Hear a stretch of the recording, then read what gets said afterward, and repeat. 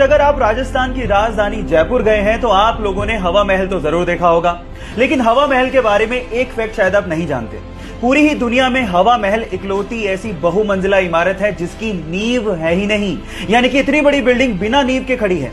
इसके आगे की बोल की मोटाई 8 इंच है, जिसके सहारे 5 मंजिला इमारत को खड़ा किया गया है।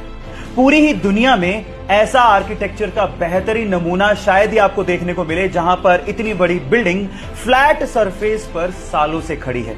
गाइस, इंडिया भी आर्किटेक्चर में किसी से कम नहीं है, तो इसके लिए एक लाइक तो बनता है। गाइस, क्या आप लोगों को पता है कि रिसेंटली स्विट्जरलैंड ने अपनी ओल्प्स पर्वत श्रृंखला के 14,690 फीट ऊंचे माउंटेन पे हमारे तिरंगे झंडे की रोशनी को फहराया और साथ ही साथ वैष्णव जन भजन के धुन को भी बजाया गया।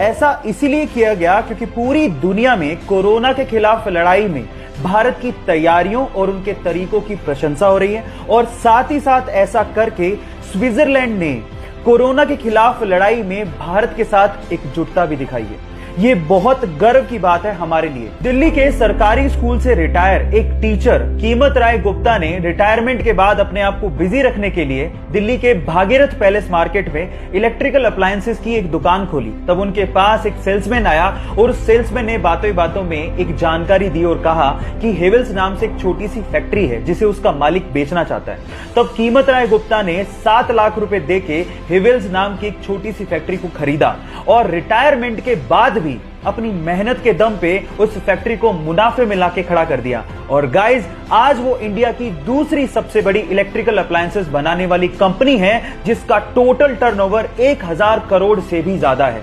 एक इंटरव्यू में कीमत राय गुप्ता जी ने कहा था कि जो इंसान मेहनत करना जानता है और जो इंसान रिस्क उठाना जानता है, उसको सफल होने में कोई रोक ही नहीं सकता।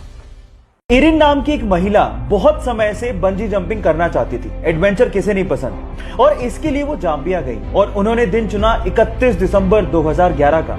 लेकिन जिस नदी के ऊपर से वो बंजी जंपिंग करना चाहती थी, उस नदी में बहुत सारे मगरमच्छ थे।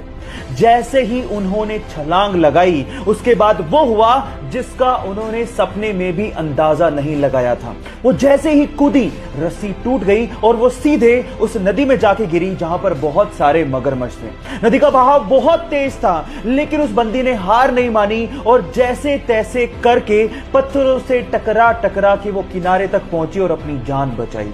कभी कभी एडवेंचर हमारे लिए लेने के देने कर देते हैं, लेकिन इस महिला की जाबाजी के लिए एक लाइक तो बनता है। गाइज, मान लीजिए कि अगर आपको कोई पेंटिंग बनाने को बोले तो सबसे पहले आप क्या ढूंढेंगे? Pencil, colours.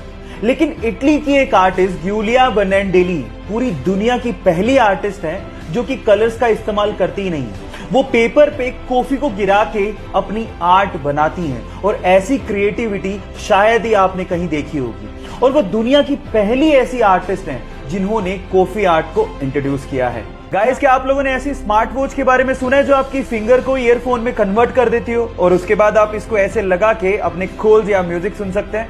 जी हाँ गाइस, इस वॉच को एसजीएल कहते हैं, और एक्चुअली इस वॉच को हम लोग बाकी स्मार्ट वॉचेस की तरह ब्लूटूथ से अपने मोबाइल से कनेक्ट कर सकते हैं। और उसके बाद जैसे ही कॉल आएगा, एक एडवांस बटन दिया होता है जिसे क्लिक करने के बाद आप जैसे इसे कान पे लगाएंगे, ये रिस्ट से फिंगर की तरफ सिग्नल्स को भेजती है और उसके बाद आपकी ये फिंगर ईयरफोन के जैसे काम करना शुरू कर देती है।